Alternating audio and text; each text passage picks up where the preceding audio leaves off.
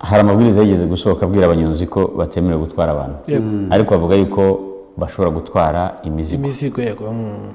Ayo mabwiriza aracyahari niyakigenderwaho kubera ko batari babwirwa ngo nibasubire mu muhanda batwara abantu. Icyo twababwira icya mbere nuko bategereza bagakora ibyo babwiwe bakihangana, igihe cyabo nacyo kizagera.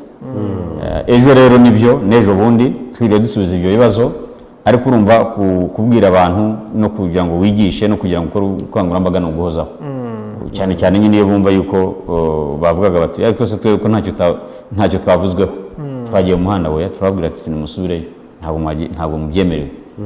Ariko ndumva ibyo bibazo bitangiye kugabanuka, ariko umunsi wa mbere kuko barabibajije n'umunsi w'ejo barabibajije, tukaba rero tubabwira yuko mu by'ukuri twababwira yuko bakwihangana nk'abandi banyarwanda bose bafite serivisi z'uburyo zikora. Hari ibintu bigifunze ngira ngo urabizi, hari serivisi zigifunze, ibintu by'inama, amashuri, insengero, imipaka n'ibindi byagiye bigaragara.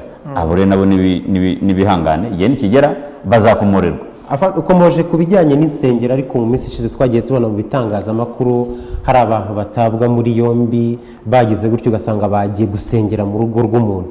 Ni ibintu twagiye tubona, wenda mwabonye abantu barawicitsemo. N'uyu munsi twabafashe bagiye gusengera mu rugo rw'umuntu, bavuye mu burere butandukanye bajya mu kandi karere gusengera mu rugo rw'umuntu. Birabujijwe. Ntabwo ingo zigomba guhinduka insengero. Ntabwo ugomba kuva mu karere kamwe ubundi ava mu kandi mujye gusengera kwa Kabera. Birabujijwe. Wasenga ubwawe mu myemerere yawe, ariko gusenga mwegeranye nk'uko amabwiriza bivuga birabujijwe. Insengero zirabujijwe n'ubu ntabwo zari zafungurwa. Ntabwo byemewe rero abantu basengera iwabo mu ngo, ibyo birabujijwe. Ariko ubwo urumva ubundi abantu bagirwa inama, uwo muntu uvuye Kanombe akajya Nyamirambo azi umuntu w'Inyamirambo yiriwe, uwo muntu w'i Kanombe we w'Inyamirambo yamwizera ate aziriwe he yahuye nande? Uvuye Kicukiro, uvuye muri Gasabo akajya muri Nyarugenge, urumva niho ikibazo kiri. Ni ikibazo cy'imyumvire nicyo twavugaga.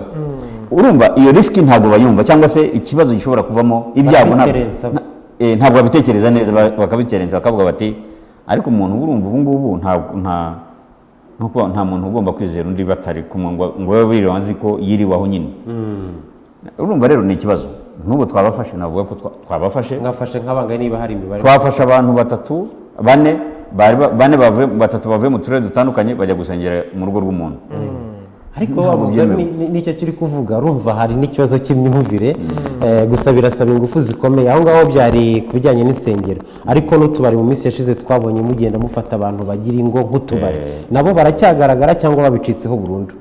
Hari abananirwa kwifata cyangwa se kwihangana, nibyo abandi tuvuga ngo bafite intege nkeya, tukabafata. Mu gihe abantu byo batari babicikaho tuzabafata, ariko turavuga yuko mu by'ukuri bitakigaragara nk'uko byagaragaraga mbere, kandi twasaba abanyarwanda yuko babyubahiriza.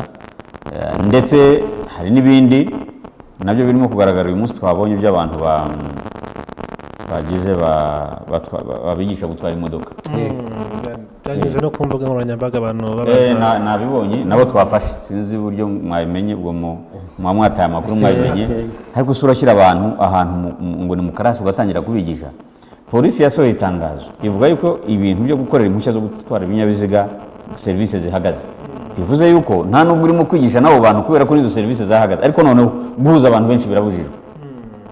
Urumva rero sinzi impamvu abantu bagera aho ngaho, kandi uba wumva batangiye kwibaza, polisi ikabasubiza ku mbuga nkoranyambaga ikabyandika ikabivuga, ikavuga ikibi kirimo, ariko nyine ujya kumva abaturage baduha amakuru bati nyamuneka nk'amagenzura. Twahagera koko tugasanga imodoka noneho zitwara abantu.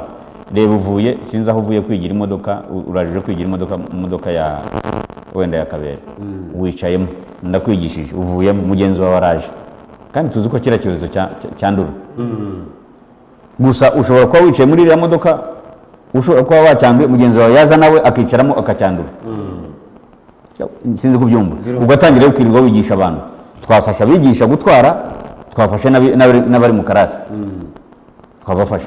Ntabwo byemewe, kandi twarabibabwiye yuko biriya bintu byo kwiga n'aho bakoraga ibizamini harafunzwe kubera nyine yuko bishobora gutuma abantu baza bakagira ubucucike. ariko afande kuri icyo ngicyo mugikomojeho reka nanjye nkibaze ko abantu benshi bakibaza baravuga bati ariko se hari icyizere cy'uko abantu bazongera kwemererwa gukora vuba ibizami impushya zo gutwara ibinyabiziga cyaba gihari biri hafi cyangwa no gutegereza wenda mu kwezi kwa cyenda igihe andi mashuri muri rusange azarafunguye? Ariko ngira ngo ntekereza ko ikintu cya mbere gikomeye cyane cyihutirwa ntabwo ari gukorera perimi, ni ugutsinda korona virusi, icyorezo cya COVID-19. yego, kandi nk'uko mugenda mubibona hagenda hari ibintu byari byarahagaritswe bigafungurwa.